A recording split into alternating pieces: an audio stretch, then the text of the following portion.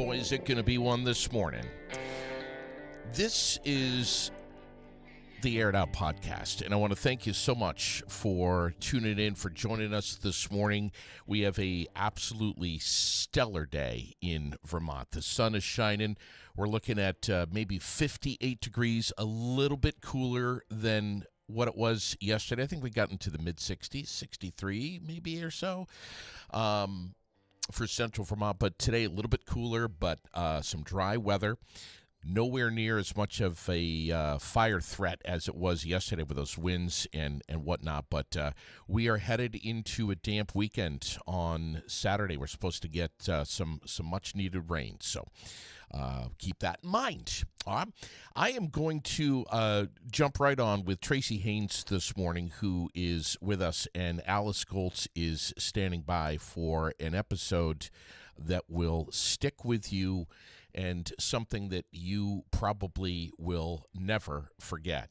That's coming up in just a few minutes. But Tracy, I was up at this school property yesterday for Giroux General Transport, and I know that you've got another course that is ready to start up in, what are we, 6 days away, something like that? Yeah, it starts on Monday, so not even 6 days. Wow. Yeah. April 28th, Giroux General Transport. You guys are starting up your next CDL training course, and we've got just a couple of seats left, right? Like 2 or 3? So I can take 3 more. Okay. We do for Class A, Class B, and upgrades. It'll be a class that will run Monday through Friday from 4 to 9 p.m. Yep. All of our tractor trailers are manual shift, so there will be no restrictions on your license at the end. Mm-hmm. And it covers all of your ELDT mandated classroom training, all of your outdoor training, and all of your on the road training. So, and it also covers your road test the first time you take it. So it's a pretty complete course. You must come with your DOT physical card and your permit. Yeah. Those are pretty mandatory things now because DMV gets very backlogged. So those 2 things are important to have when you come, so we can get you through in a timely manner. Is it possible for someone to get registered before Monday if they really want to do this, to run to the DMV, get the permit, read the book, and get it done? Yeah, absolutely. If you've been, reading through the manual and poking and, taking your time and just like, oh, well, I'm going to get it sometime. Now's a good time to go down and do a walk-in, take your permit test, and join the group. It'll be a nice time of the year to be having it as well because it's not going to be too hot, not going to be too cold to be outside for 4 to 6 weeks. Class B course is approximately a 4-week course, and a Class A is approximately a 6-week course. So it's quite a bit of time to be spent outside. This is a great time of year to do it. Yeah. Yeah. And They have plenty of time to register. I'll be taking registrations up till Friday. Wow. Okay. All right. And we'll push that on the air and off the air too. But here's the thing. The next course that you guys are going to do is July 7th, right? Correct. July 7th will be our next class after this one. So if you need it for summer, now's the time. Yeah, I was going to say, that's the dead of the summer. So if you want to try to beat it, there's a couple of seats left. One of them might just have your name on it. Get in touch with Tracy. Bill is such a busy guy. Your husband, you guys are what I witnessed up there just in my short time was just amazing to see you guys teaching people, and anyone can do it. And we encourage women to get registered. There's all kinds of incentives for you as a lady to do this. Absolutely. So we are seeing a lot more women joining our program, a lot more go through. We had 3 in the last group. So Amazing. I mean, it's definitely good to see that the females are more comfortable coming and joining the driving groups. Sure. Um, it's generally a what they consider a man's job. Yeah. So um, there are extra funding out there. Agency of Transportation. Um, they have an extra grant just for women and minorities. So if you're a woman and you want to take this trade, or a minority and want to take this trade, there's an automatic $1,500 for you sitting at Agency of Wow. Transportation. So Wow. that is a good chunk towards your tuition. Amazing. And then there are also grants you can apply for.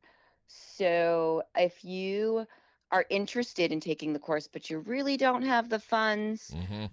vsac.org, vsac.org. Wow. Go there, create an account, and apply for the advancement grant. The advancement grant is the only grant that they have that covers trade schools like ours. And if you're income eligible, it will pay up to 75% of your course. Wow. You So that's know, a huge chunk. and once you've got this CDL, you can go anywhere. You can do anything. You're not limited to just Vermont. But I'll tell you, right here in Vermont, there are plenty of companies that are ready to hire you immediately after you've got your CDL. They've got jobs waiting for you, and you've got a lucrative career in front of you, often which is really flexible with your busy schedule, whatever it may be, as a Yeah, parent or whatever you're trying to do. You can drive locally. You can do anything you want. absolutely. Absolutely. My husband gets job offers for CDL driving almost daily. People call him all the time. Do you have any Wow. drivers? If we don't have any drivers, he's like, "Hey, you want to work a couple hours here for us or Yeah. there?" I mean, it's everywhere. Yeah. Everywhere. Everybody is short on drivers. It's no it, it's not something that it used to be. You used to have a hard time getting a position.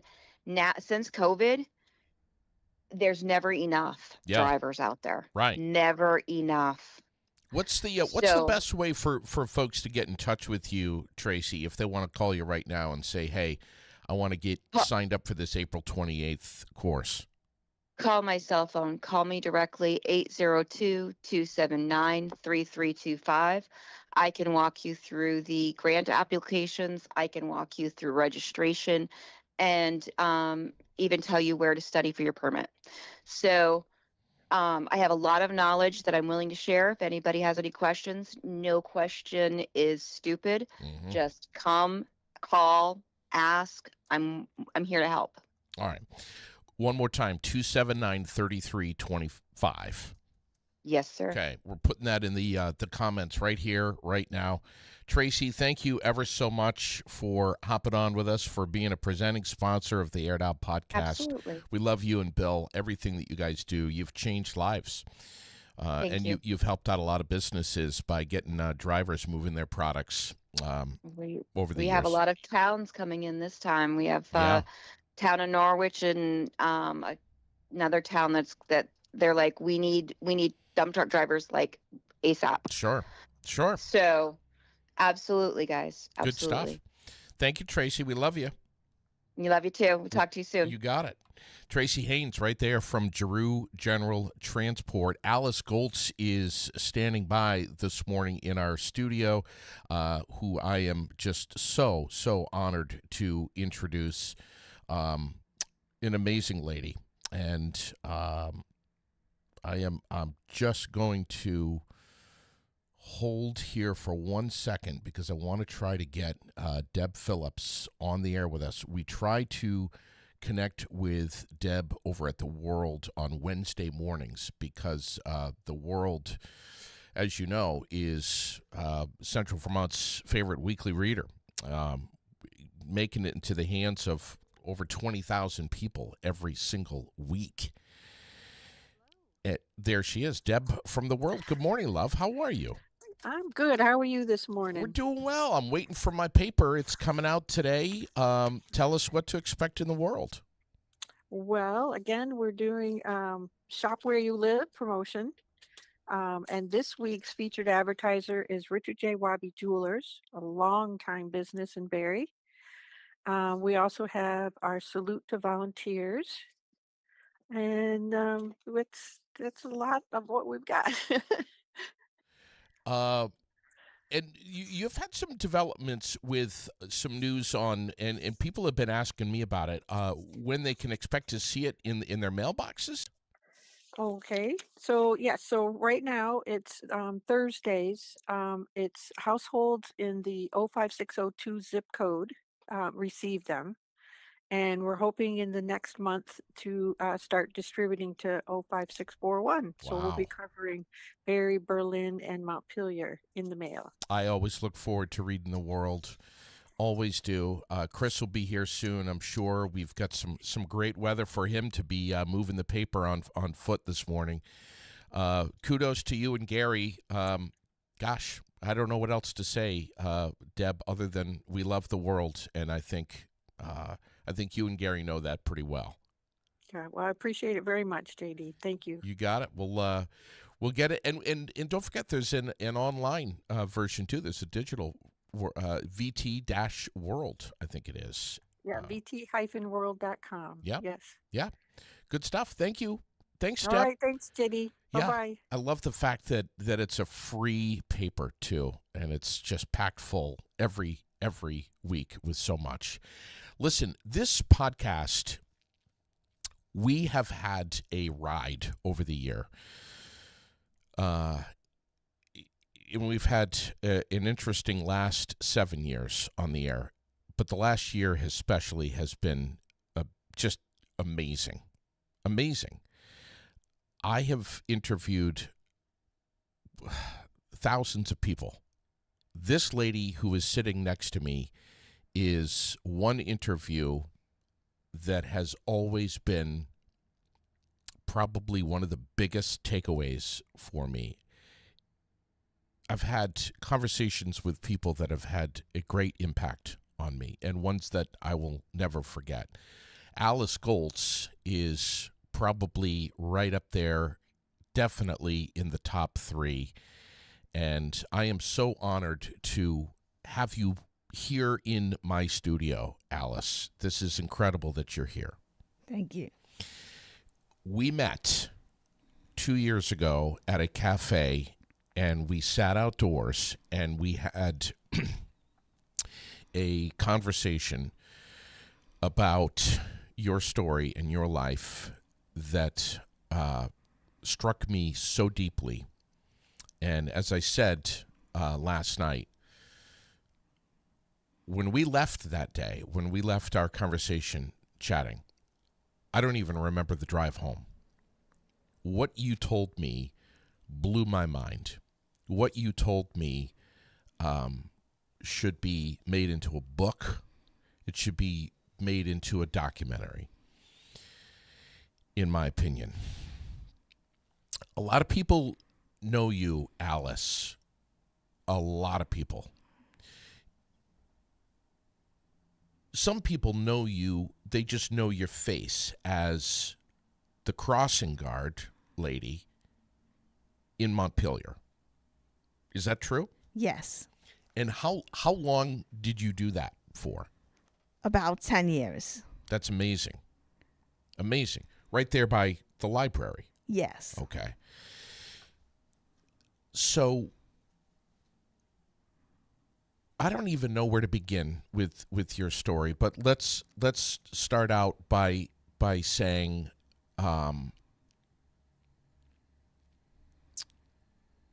you have what some would call, in this ridiculous society that we live in, a disability. I call it an ability because you are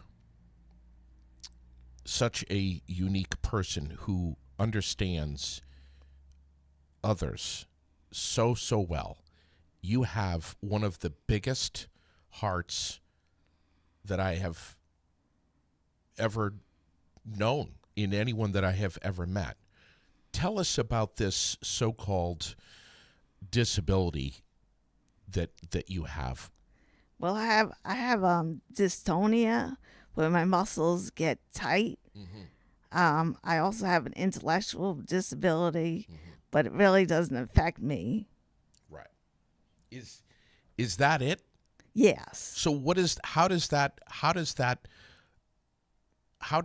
play into your life with like cognition? Yes. Okay. All right. Is that something that is a constant struggle for you every day? Does that prohibit you from doing certain things? No. Okay. Wow. Do you work? Yes. Do you enjoy work? Yes.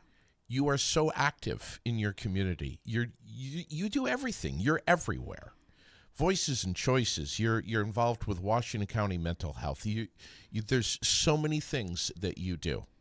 You've been involved with the legislature too. Yes. You're a very outspoken individual. What's your story? Your story begins at the beginning, of course, but in 2005, you got married. Yes. Okay. What happened? In 2005, I had got married, and then in 2006, things really got really bad, and I had a breakdown. Okay. With the marriage. Yes. Okay. Relatable to many. Yes. You also got pregnant. And then I came back to Vermont, and I got pregnant in September 2006. All right. And then what happened? And Well, you had I some great friends that were Yes. helping you through Yes. your pregnancy. Yes. Alan is one of them. Alan was one of my friends. Yeah. And my friend Judy. Yeah. Not an easy pregnancy. No, because I had gallstones, so I couldn't get them removed before my baby was born. So then when I went to the hospital, they told me I can't get the gallstones removed because my baby I had to wait for my baby to come out. Okay. With the dystonia, what was the actual birth like? Not easy. It was the birth was very hard. I had first they had me try to push my daughter out, which was hard as I have dystonia and my muscles get tight, so that didn't work.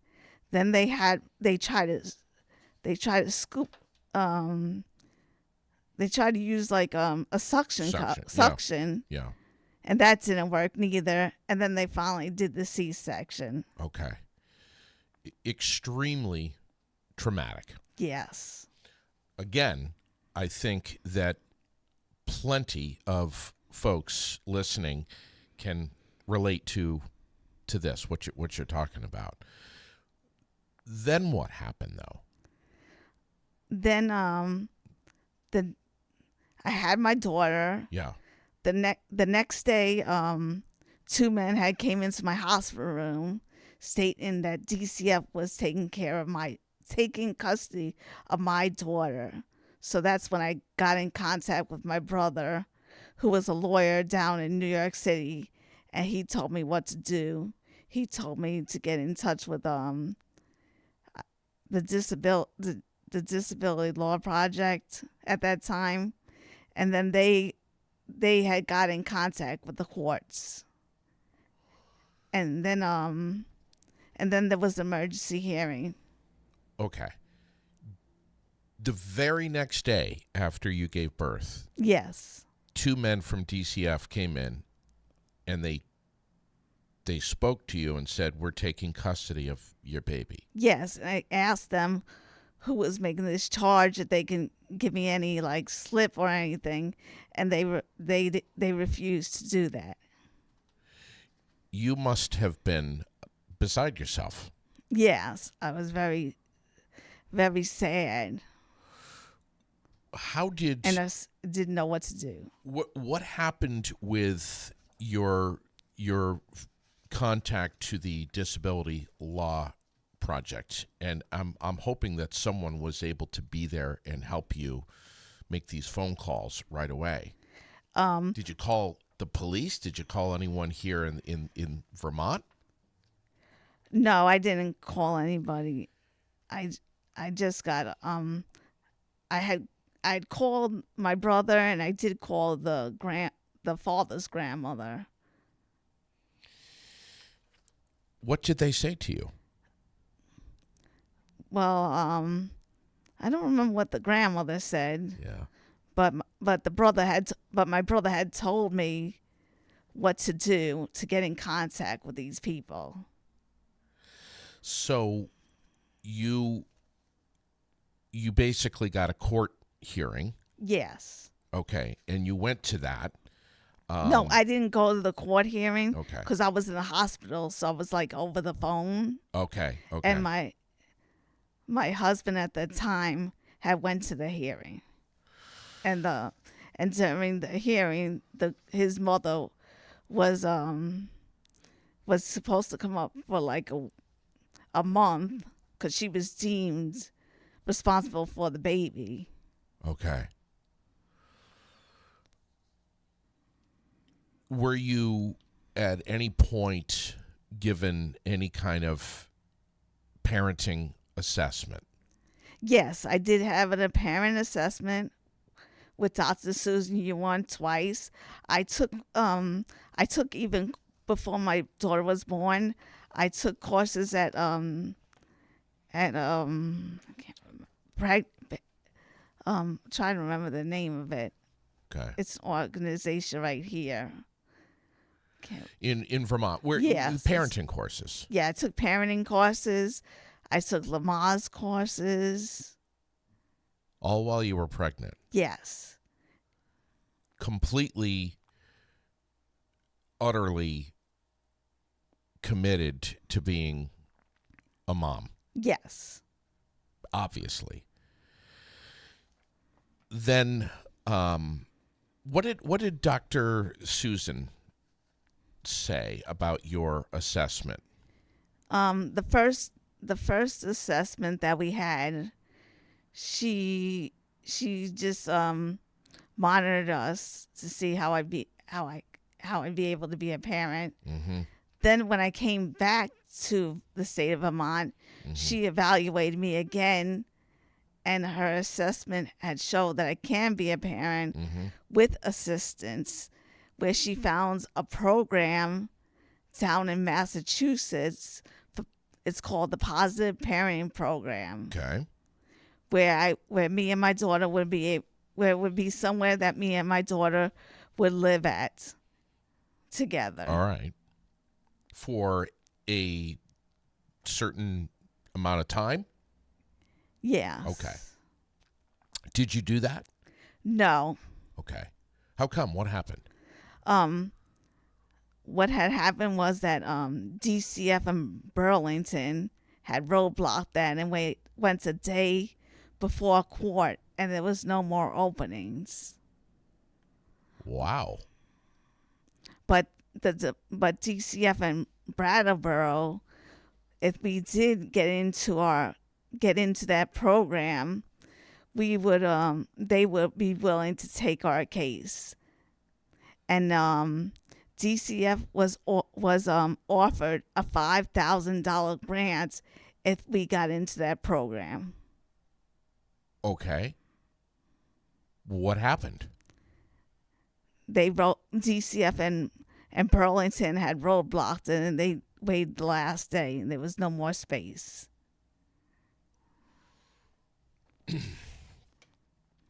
So then, what happened after that? Your husband's mother was supposed to stay in Vermont for about a month. Did she do that? No, she didn't. She didn't stay. So that's when my attorney had me and my daughter go into foster care together. Together to live with other people. Yes, I did whatever I can just to be with my daughter. There you go. So where did you go? Where did you go into foster care together? The first home we went to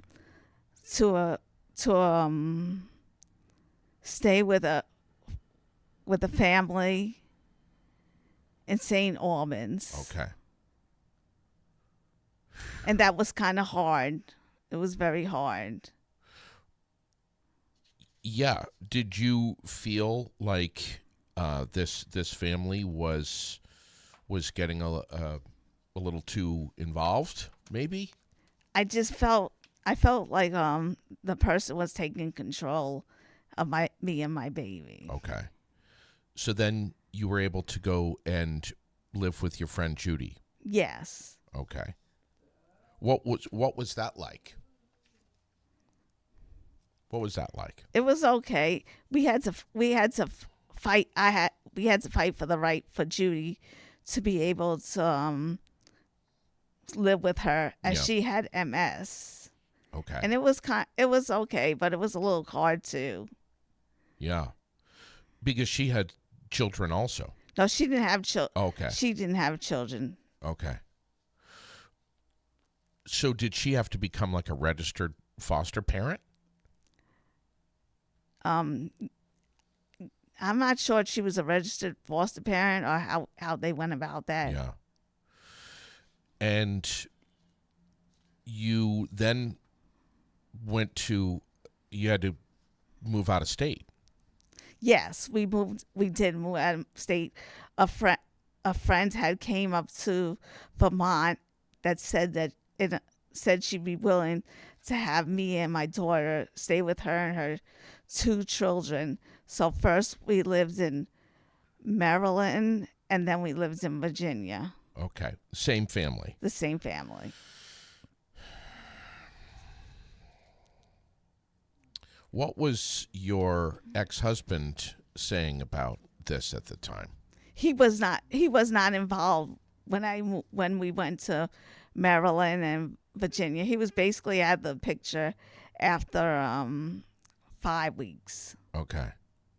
And that's when we went to live at all these different foster homes.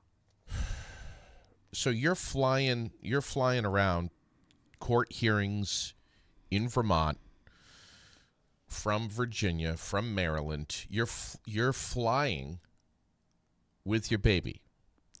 Well, with my baby, when we had to live down in Maryland, Mm-hmm. we took a train down there, but Mm-hmm. but when we found out that when I found out that my daughter was going to be taken back to Vermont, because it was 2 court hearings. I was never on the court hearings in the state of Vermont. So when Virginia had found out that DCF in Vermont was taking temporary custody, was taking custody, Mm-hmm. they told me, you go back to wherever you follow your daughter wherever she goes. Mm-hmm. And that's when I flew on 2 airplanes to get back to this state. And by then, my daughter was already placed in this permanent home. The attorney had asked what visits set up for the mom, and DCF said no. We didn't know she was coming. And that's when the first judge gave me 5-day visits. Meanwhile, you are also living in Burlington, right? Yes. I lived on two sides of South Burlington to get to all my visits. 3 days were at DCF and 2 days were at the Lund home. So you don't drive. No. So how were you getting back and forth? I would take the bus. there. Sometimes, like when I was went to DCF in Burlington, they were their office now was in Williston, and they would make me feel horrible, but I would keep going. But sometimes I'd walk on the I'd walk back on South Burlington, back to South Burlington, and I thank God for keeping me safe on the road. Would you pray while you were out there that you'd be Yes. safe? You are an example of a mother that will do anything for her child. Yes, and people would ask me, "How can you keep going?" And I would tell them, "My mother will do whatever she can." Then my rights got terminated. Dude, When and how? this was in 2009. Mm-hmm. The father was out of the picture, but I was still here. I have been following my daughter. That's why my case went so long. But they tried so hard to terminate my parental rights as being a parent. The Disability Law Project had put something into court saying that they couldn't discriminate, and they had to give some type of services.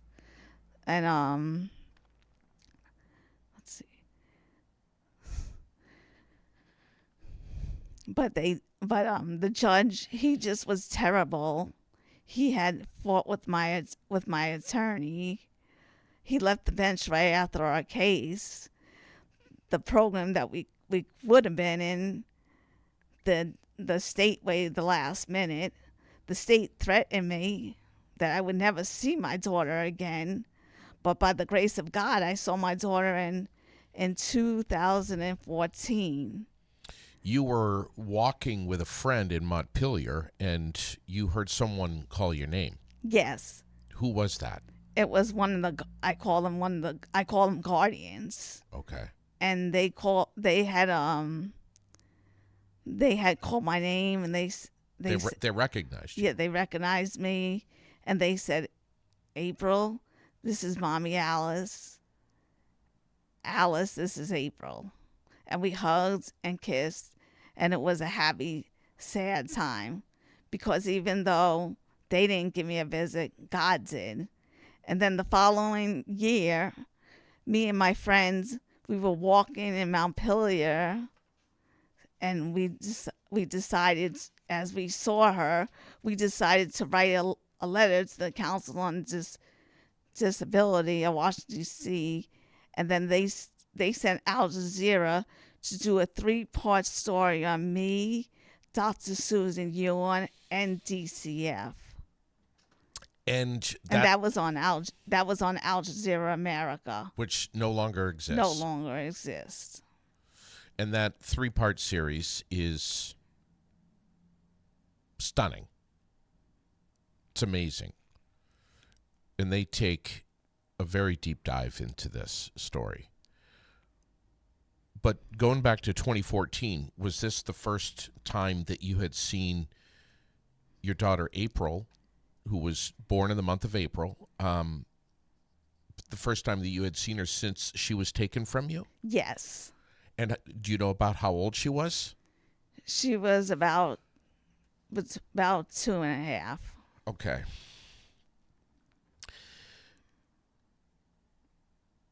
As a crossing guard for 10 years, and I'm sorry to ask you this,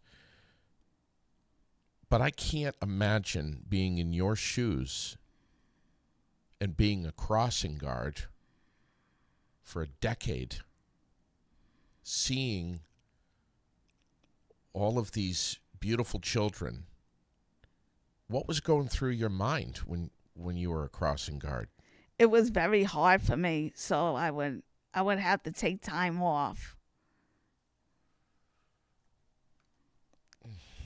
Even with my case with my daughter, we also went to the Supreme Court, and the Supreme Court had ruled against us. So so we've been separated for so many years. So I was able to have connection with her through letters and pictures. So So she was adopted yes. by two women in Burlington. Yes. Okay. You were allowed to find out who these individuals are and mail them some things? I knew who they were because Okay. my daughter was placed in this permanent home already that I was trying to fight against. Okay. But I knew who they were. So when I finally came back to the state, we had a meeting with them, and they were willing to let me have pictures and letters of my daughter. So I was writing to my daughter for 15 years. And then me and my friend, one of my friends, we made a memory book for her. Yes. And then I got a letter that they looked at it and it would be keepsake for my daughter. I'm gonna show that on the monitor right now so people can see that because I've had your permission to do this. So I'm gonna put that on the monitor here. This is a memory book that you made. Yes. Okay. Me and my friend Bobby helped me put it together. Okay. These are photographs that you have, Yes. and you made this memory book to send to your daughter April. Yes, because I felt it was very important for her to know the story of how she what happened to us, and how she got to be at this home that she lives in right now. Okay. And we're showing this memory book here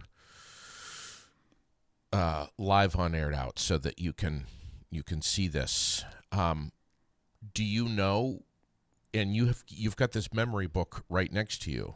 Yes. Do you know if your daughter has ever seen this memory book? No, she hasn't, because I had got a letter that said that they looked at the memory book and that it would be keepsake for her, meaning that she never received it.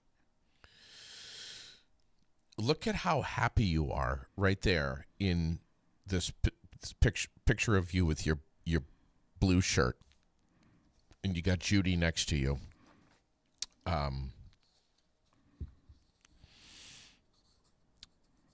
You must have been very excited to be a mom. Yes. And I'm just scrolling through here so that folks can see this this memory book that you've made, and thanks to your friend Jen who helped us get this digitally for us to show here. And I never missed any meetings. I tried not to miss any of the meetings with her. And when I was at the DCF for our meetings, she would look through the glass window and know I was coming. Okay. And I wanted to share my goals. I definitely want you to do that, and you have. Can you get me my glasses? Yeah, where are they? They're In your my bag? Yes. Yeah, of course. This is something that's really, really important, and I'm so glad you've done this. Hang on, I'm going to grab your glasses. Right in here? Yeah, they should be. Thank you.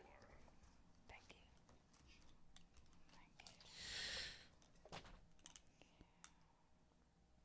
And you were breastfeeding Yes. your daughter. You had a remarkable bond with her. Yes.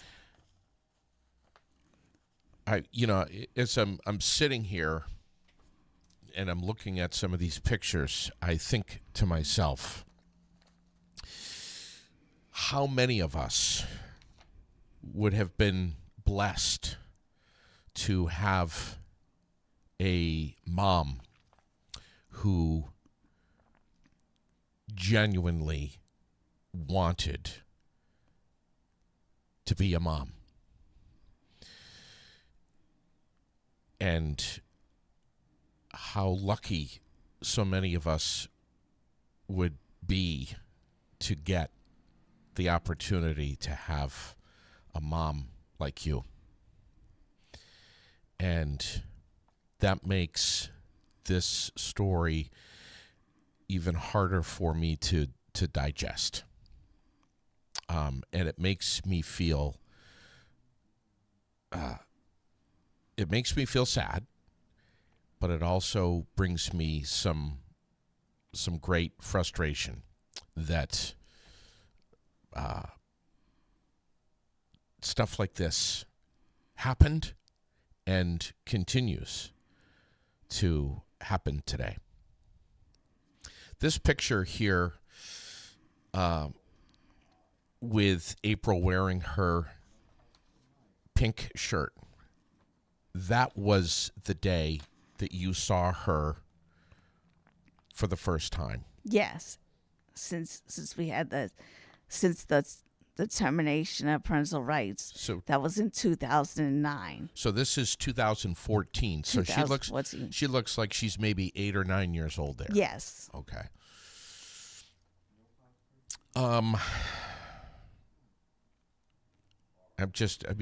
seeing these pictures now along with everyone else.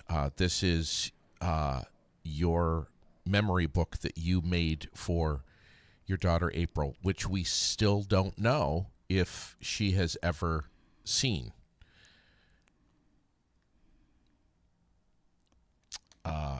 Look at this. It's amazing that your child was taken away from you because others, being it our government or DCF or whoever, others feel and felt that it was in April's best interest to give her a different upbringing away from her biological mother. And I think that's got to be a tough job to do. I wouldn't want to have a career like that, to make decisions like that. But I think that a series of circumstances that led up to this misrepresented you grossly.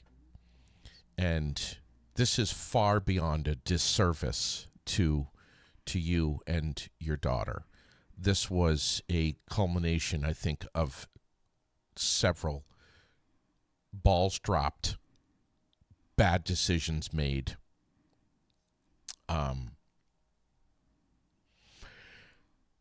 There are so many mothers and fathers who are not up for this. They're not up for parenting. They maybe never should have been parents. And in some cases, yes, it is a better decision to have the child removed from that situation and put in a better environment where they're able to flourish. But for you, and I'm not the case manager here, but for you, what I know of you, what I know of your heart, your dedication with a capital D, commitment to being a mother who first and foremost loves her child and will do anything. That's hard for me to read through and to learn about your story. That's hard for me. It's so much more than disappointing. I absolutely cannot believe that better pieces couldn't have fallen into place for you to have had, at the absolute least, an opportunity to be engaged with your baby. That is baffling to me. We could sit here and point fingers all day that it was DCF, that it was this, it was the judge, it was whoever. But this, like I said, I believe this is a culmination of several very bad decisions that were not made in the best interests of you, Alice, but also your daughter, April, who you have laid eyes on once since she was taken from you. Yes. And that's it. You haven't, and that was for just a brief moment. Yes. Which was, again, this picture right here, April wearing her pink shirt. This was a chance encounter in Montpelier. Yes. You saw her for how long? I'd say maybe for 10, 20 minutes, not that long. Okay. Did you hug? Did you kiss? Yes, we hugged and kissed. Did she understand that you're her biological mother? She came right up to me. So Really? She knew who I was. And it was very hard for me because I was always scared not to go to Burlington. I was scared that I would run into her. This must have rattled you to your core. Yes. But now I'm doing much better. And I have some goals that I want my daughter to know.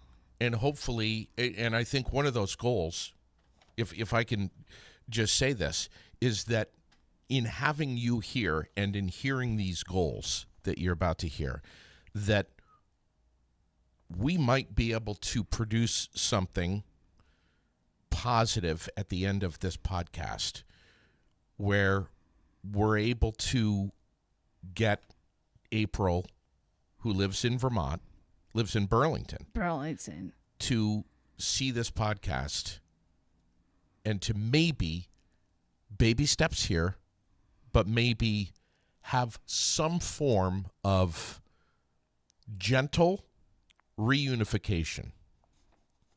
Go right ahead. Yes. My goals, what I want my daughter to know, I want her to know her history, her story, that I have remained devoted to her all these years, that I never stopped loving her, that I never stopped wanting to support her, the truth about her history and her story, the memory book. She is important to me, and she will be, and she matters to me. How I want her to feel. I want her to feel loved, supported, heard, cared for, and like she matters. Connection with her mother, me.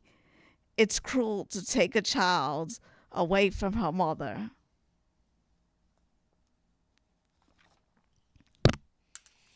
Those are the goals that you've written? Yes.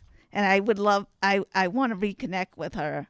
And I want to reconnect with her also one-on-one without anybody looking over my shoulder. Yeah. God bless you for saying that. Alice, you know, I'm just thinking here, like, you deserve that. You know, that's my knee-jerk reaction is you deserve that. But it's a lot more than you deserve that. Now I'm working with the legislator, and I'm working with Disability Rights Vermont, because I don't want this to happen to any other parents that are going through this. Tell me about Connor Casey. And folks, please listen to this, pay attention, and man, if you can if you can help Alice in any way by reaching out to Connor Casey, please do. Please tell. Connor Casey is one of our legislators here in Vermont in the State House. He's for the Montpelier, and he's working on this bill with Disability Rights Vermont to protect parents from taking away their child. They get Disability Rights Vermont. They get a lot of calls about what they should do, what parents should do that are disabled, that have a disability, and are having their parents, having their children removed from them as they're disabled, as they have a disability. Yeah, it says the bill proposes to prohibit using an individual's disability as a reason to deny or restrict the rights and responsibilities of a parent, prospective parent, foster parent, or guardian unless doing so is in the best interest of the child.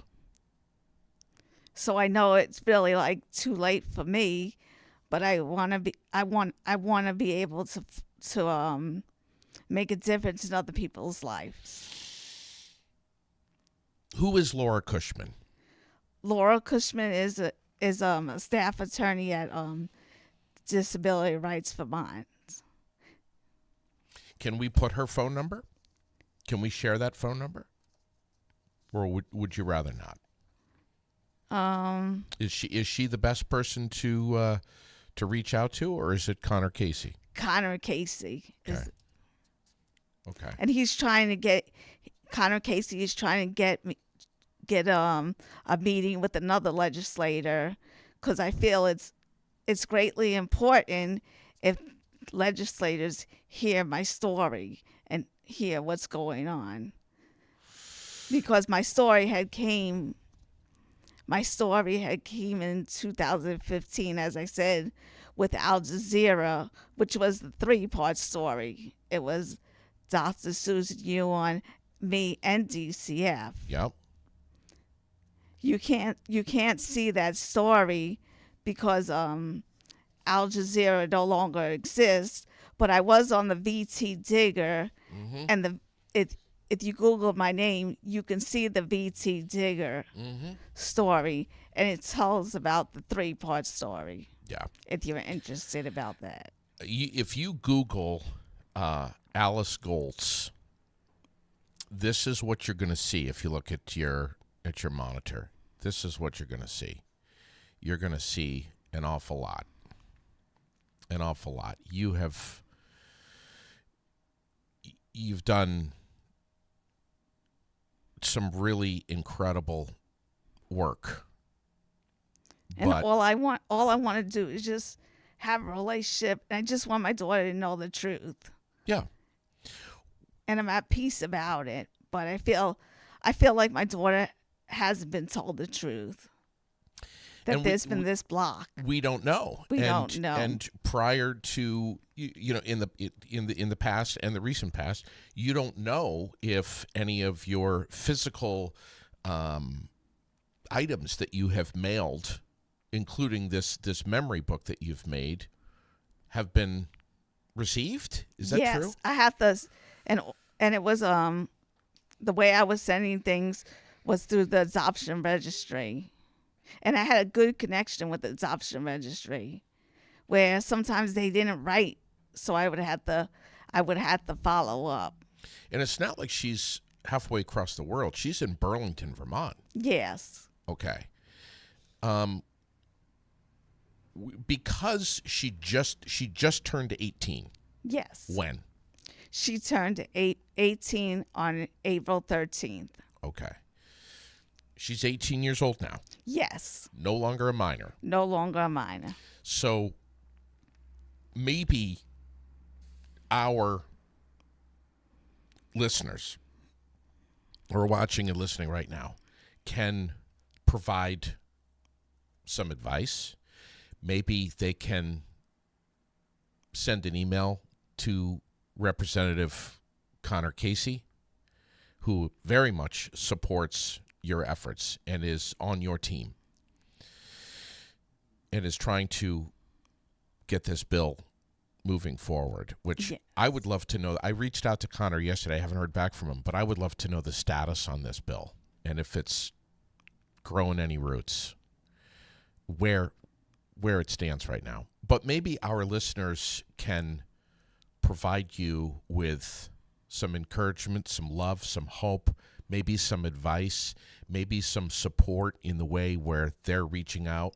Maybe they just simply take this link to this podcast episode and shoot it around. Not only share it on their pages, but also send it to Connor Casey, send it to Governor Scott. I also like to show the pictures of I wish you would. the pictures I gave you. Yes. So the pictures that you gave me, the physical pictures, I got them right here. The little. Yeah. These? Yes. Yeah, I'm going to show them right now. So because she's 18 now, Yes. let's put her full name out on, and I'm going to put it in the comments here so people can see. This is who we're trying to reach out to. Yes. And take some baby steps, and we're going about it in a way that's, I mean, let's be honest, we're on the air right now. We're live on YouTube. We're live on Facebook. This is a pretty transparent way to do it. April Trzanski,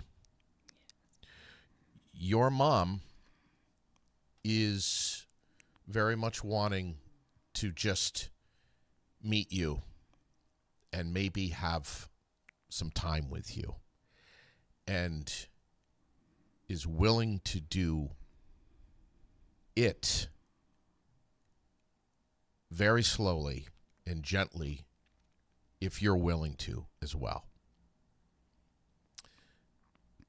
And is not going to push too hard, but rather just wants to extend a hand to you and hope that you might reach your hand back just for a little while.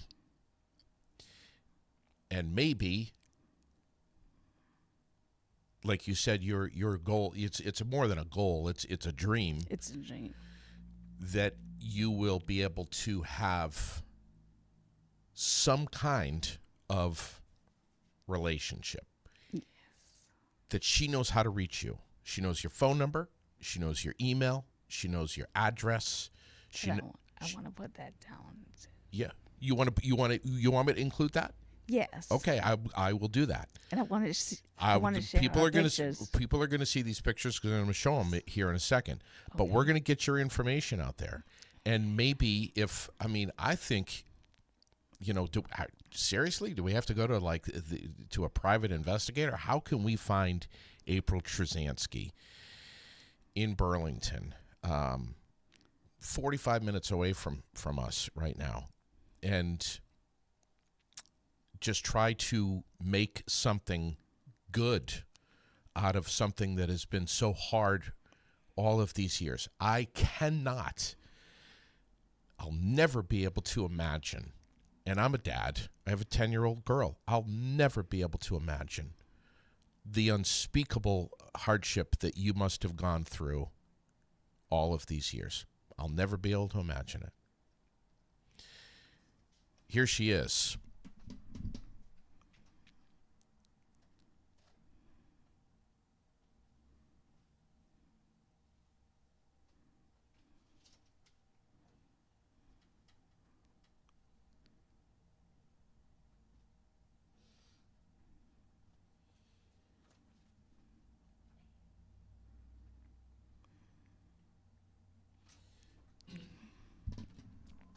Hopefully something can happen here. That's what my hopes and dreams are. Where you're reunited with this young woman, 18 years old. Guaranteed she's got a lot on her plate. She's maybe thinking about college. Yes. Graduated from high school. She's graduating this year. She's graduating this coming May? Yes. In a couple of weeks. Yes. I mean, but or June. she's taking a dual program where she's doing some college courses, and now I was glad I was able to find out that she taking college courses at CCV in Burlington. Already, before Yes. she's even graduated from high school. Yes, it's a dual program that the state offers children offers people that want to go to college. So she's got ambition. She's got drive. She wants to be successful Yes. in her life. Seems like she's really got it together. Yes. Drives a car, I'm assuming. Yes, she does. She has a car.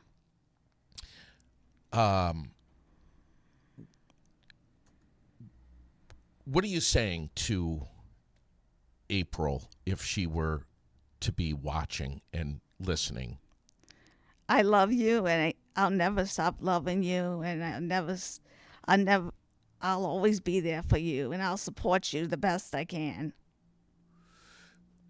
April has, speaking of support, has been receiving over the course of her whole life some financial support Yes. from you. Yes. It doesn't take away from my Social Security disability. It's just a benefit that she receives. Okay. So she's been receiving this benefit for the last 18 years. Yes, her guardians receive it. Okay. Let's, if you're comfortable with it, let's put your contact information. I'm going to put it right into the notes here, and you may be contacted by our listeners who are going to be seeing this and showing support for you. Do you want to do that? Are you willing to do that? Well, I'm willing to have my email and Email. yes. Yep. Anything you want, I'm going to put it right now. You tell me. I want my email would be good. Go right ahead. It's Alice R Goltz at gmail.com. Alice, the letter R, Yeah. GOLTZ At gmail.com. Okay. And my hopes and dreams is that somebody will be able to, by sharing this, will be able to get a hold of her and let her see the show and be able to process this, and my goal is hopefully we can reunify and be back together again. In whatever capacity you can. I don't think, and I'll kind of say this again, I don't think that you are being overly assertive here. I don't think you're demanding anything now. It's too late for that, frankly.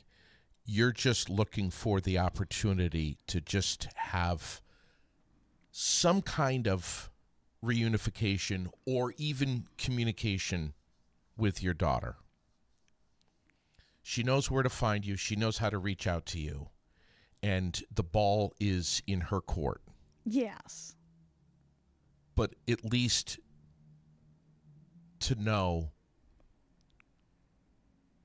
how freaking hard you tried as a mom and how committed you were then and still are today, regardless of what age she is.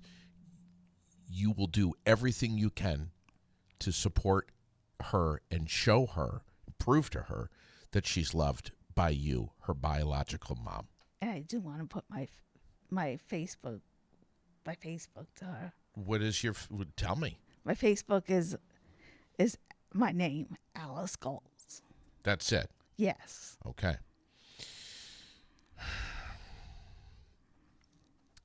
Alice, you're a strong, strong, strong lady. You're tougher than nails. You got something in you that so many of us don't possess. You are one remarkable human being. And there's a lot of people that know your story. And there's a lot of people that are praying that something is going to result from this somehow.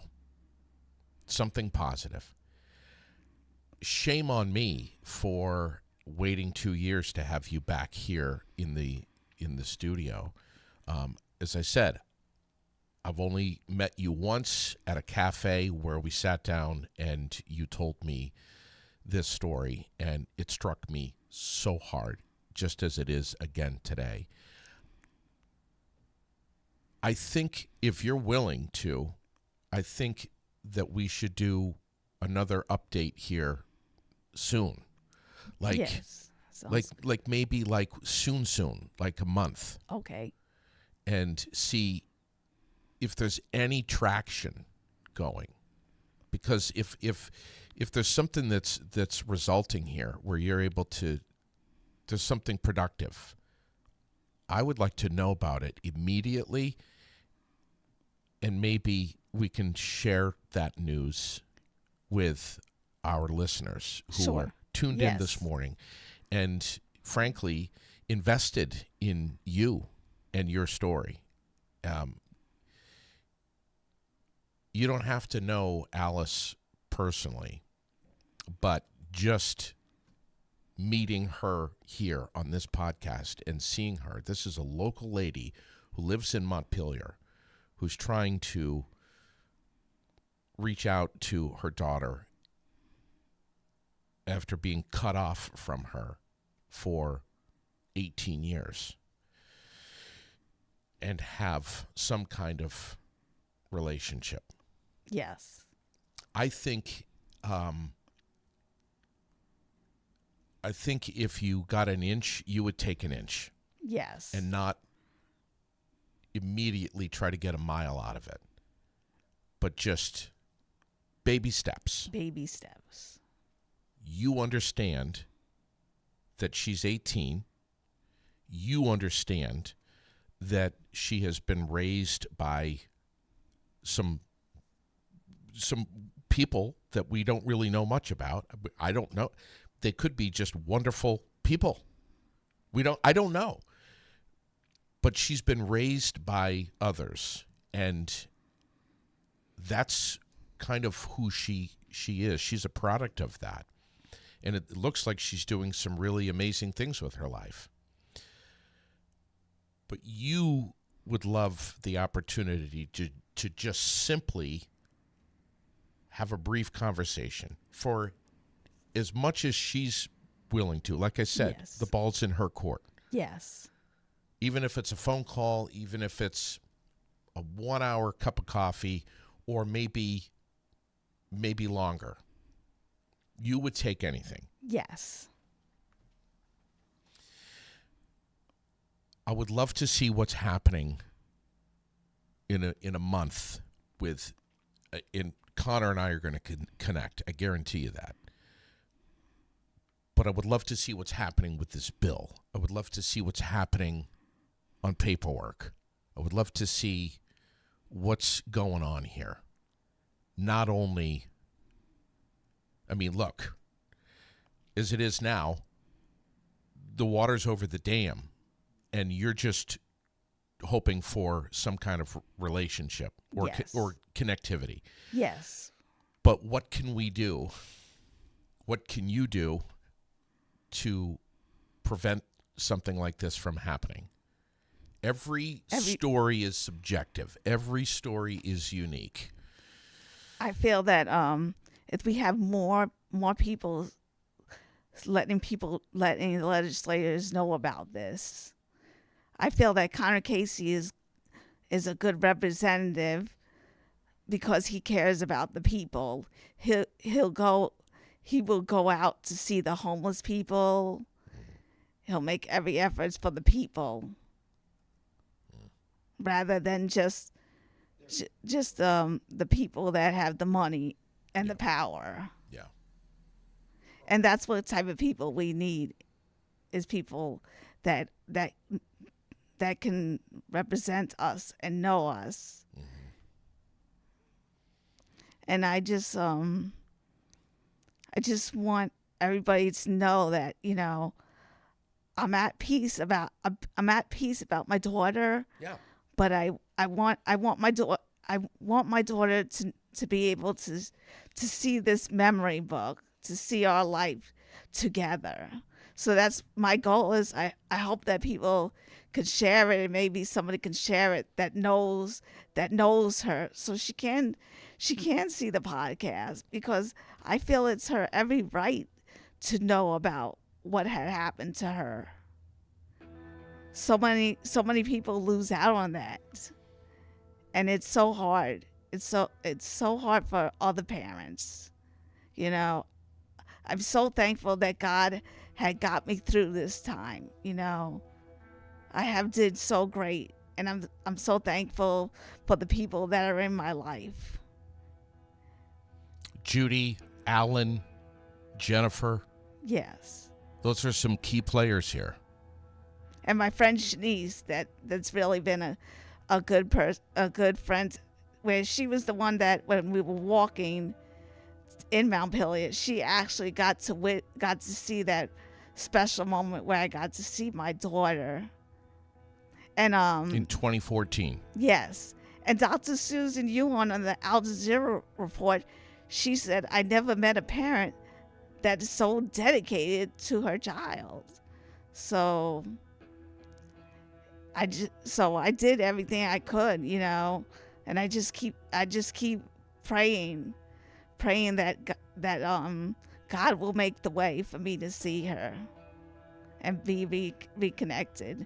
But I do ask the listeners if they can help me in any way by sharing this podcast. And I thank everybody by the bottom of my heart.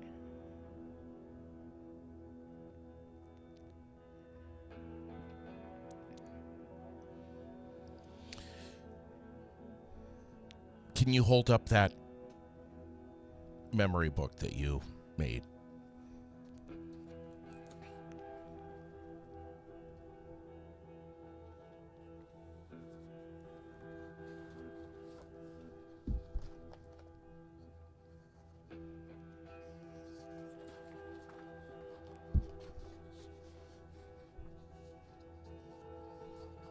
This is me and my brother.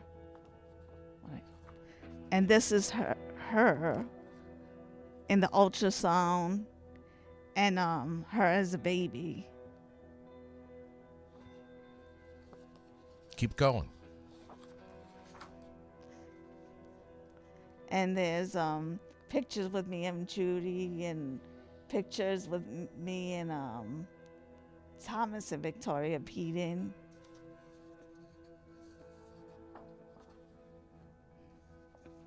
And this was the first foster home that we lived in. And this was pictures of us.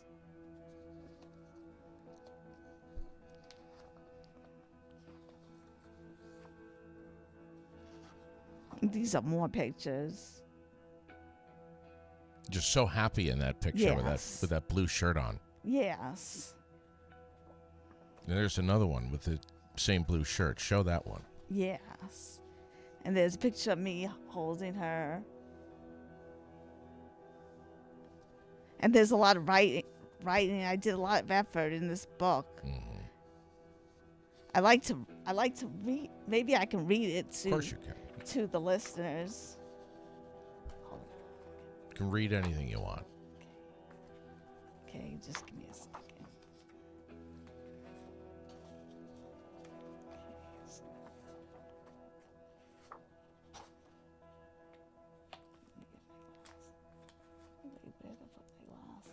I don't remember where I put my glasses. Right there. Where are they? Are they over here? Oh, here we go. I found them. Because this is really what I want her to know, as I don't know I don't know if she got the memory book. Okay.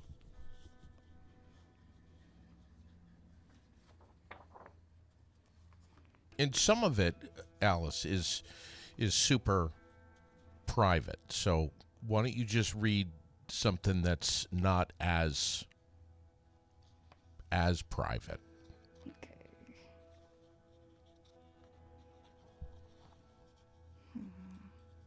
Okay. And I have read through this myself with a lot of tears.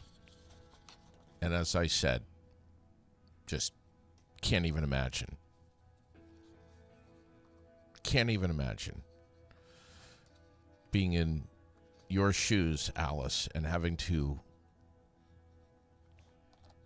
go through the experiences that you've had. Here's a special day that I put down. It's when I dedicated her to the Lord at North Avenue Alliance in October 2007. I said, what a special day we had at church at North Avenue Alliance in Burlington, Vermont. That's when we had April dedicated to the Lord. It gave me great strength and happiness to know that God would always be watching over April. God chose me as April's mom, and I want to honor God and raise her to love him. Let's see if I can find it.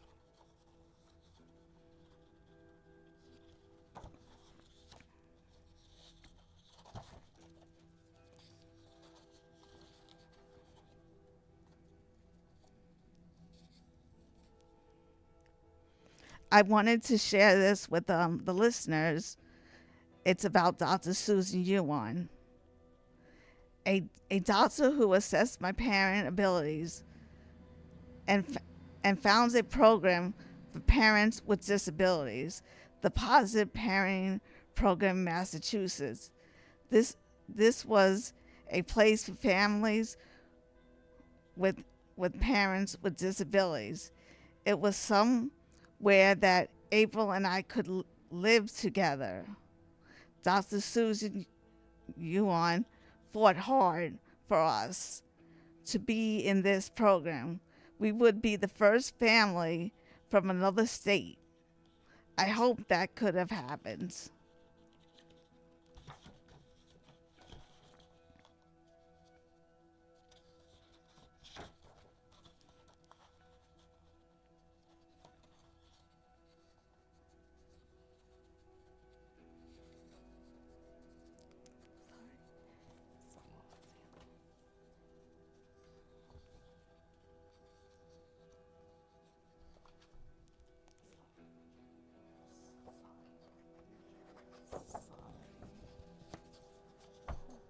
Well, just like Stephen says, you take your time.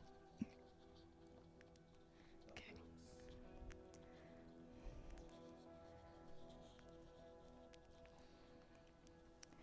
This I'd like to share. I lived at two opposite sides of South Burlington in order to get to all my visits. 2 days were at DCF. The caseworker would not treat me nice at all. There were days that I walk home from Williston to South Burlington. I was sad, but I thank God that he kept me safe on the roads. People would ask me, how can I keep going? I would say to them, a mother will do whatever she has to for her child.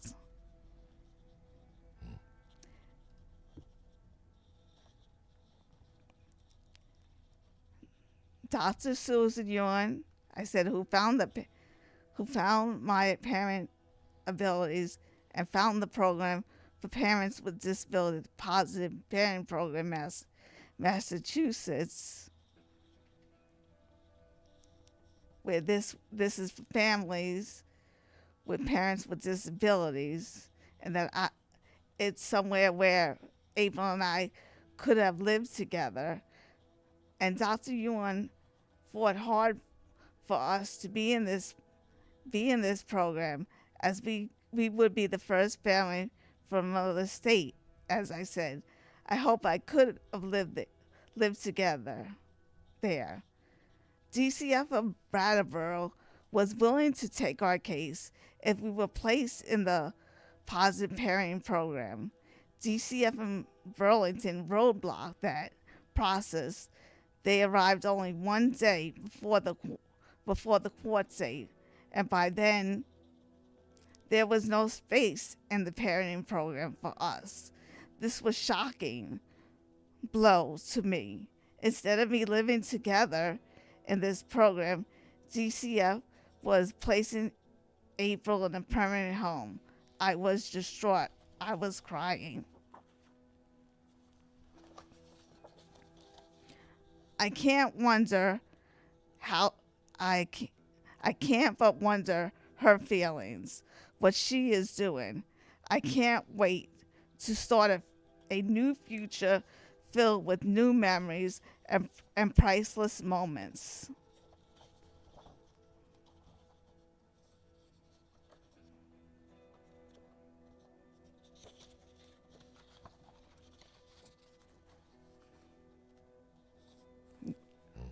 Yes. Let me see if there's anything else I'd like to share. Yes.